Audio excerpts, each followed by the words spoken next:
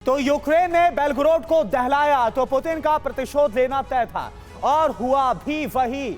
हमले के महज कुछ ही घंटों के अंदर रूस ने यूक्रेन के 11 शहरों पर मिसाइलों को दाग दिया। खास तौर से खार्किव रूस का प्राइमरी टारगेट था।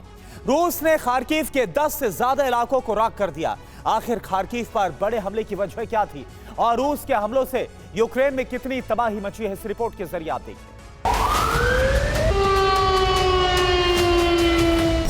बेलग्रोद शहर के लोगों के दिल से धमाकों का खौफ तक खत्म नहीं हुआ था और ना ही शहर की आग ठंडी हुई थी।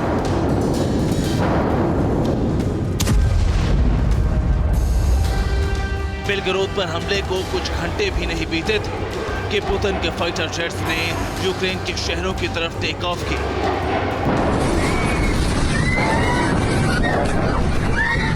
किंजल मिसाइलों से लैस एंड फाइटर जेट्स के टारगेट पर यूक्रेन के कुल 11 शहर थे, जिनका एक ही लक्ष्य था, यूक्रेन से प्रतिशोध लेना और दुश्मन की तबाही।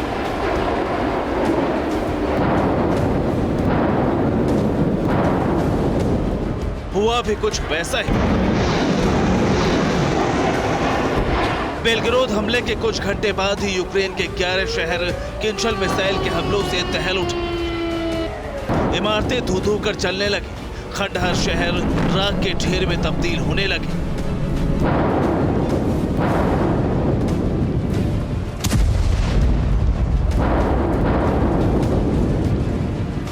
रूस ने इन हमलों के लिए MiG-31 के फाइटर जेट का इस्तेमाल किया।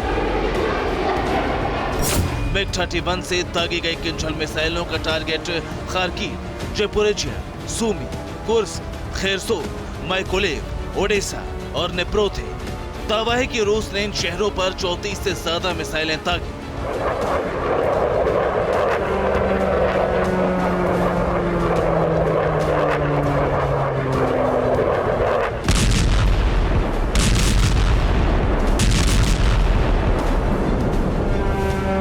रूस के प्राइमरी टारगेट पर खार्किव शहर था।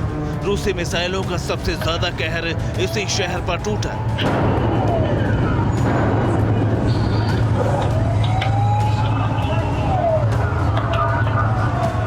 खार्किव शहर में सुपरमार्केट खंडहर बन गए, वाटर सप्लाई ध्वस्त हो गई, चारों तरफ मलबा बिखर गया, इमारतें धू धू कर जलने लगी।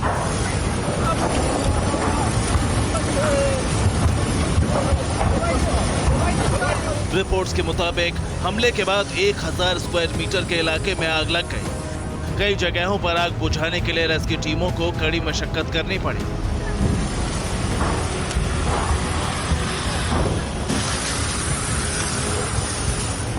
खार्किव पर रूस ने सिर्फ किंजल मिसाइलों से ही हमला नहीं किया। खार्किव पर रूस ने 8 शाहिद 136 ड्रोन से भी हमला किया। इसके अलावा S-300 से शहर पर 6 मिसाइलें दागी गई। हमलों में कुल 28 लोगों के घायल होने की खबर है।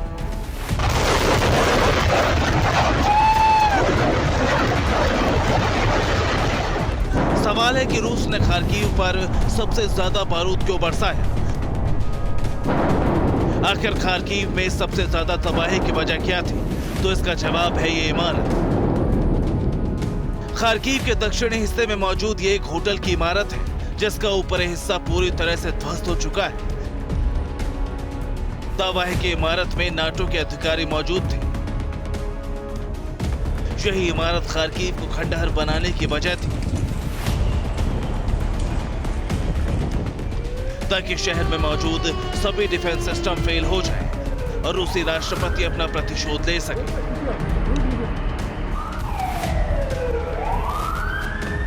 अब तक ये साफ नहीं है कि इस हमले में कितने लोगों की मौत हुई है और नेटो के किसी अधिकारी को नुकसान पहुंचा है या नहीं, लेकिन यूक्रेन ने यह साफ कर दिया है कि वो रूसी हमलों से डरकर रुकने वाला नहीं है।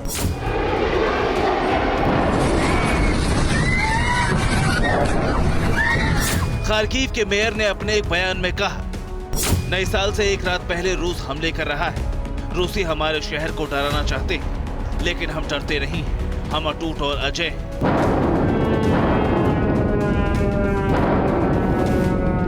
रूस का दूसरा टारगेट था ज़पोरिजिया। पुतिन के प्रतिशोध की ज्वाला से ज़पोरिजिया भी दहल उठा। रूस ने ज़ेपोरिजिया में 22 जगहों पर हमला किया।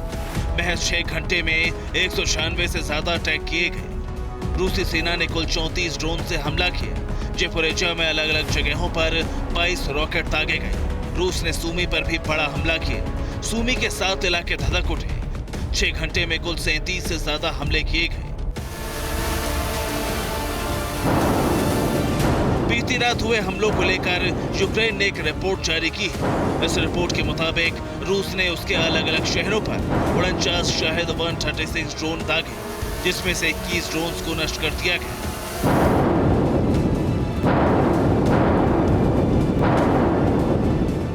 रूस जहां यूक्रेन के शहरों को दहला रहा है, वहीं रूसी सैनिकों ने यूक्रेन आर्मी के खिलाफ भी हमले तेज कर दिए हैं।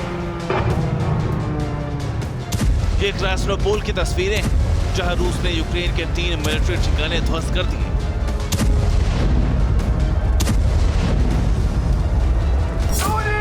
अवदीवका में भी रूसी सेना की तोपों ने यूक्रेन की चौकियों पर बारूद बरसाए। सोलेदर में रूसी रॉकेट लॉन्चर कहर बनकर टूटे। रूसी MLRS ने यूक्रेन के कई हथियार डिपो तबाह कर दिए। यूक्रेन हमलों के बाद जहां रूस पहले से ज्यादा आक्रामक हो गया है, वहीं रूस ने नए साल पर अपने शहरों की सुरक्षा भी बढ़ा दी है। रूस ने मॉस्को की सुरक्षा के लिए कड़े इंतजाम किए हैं।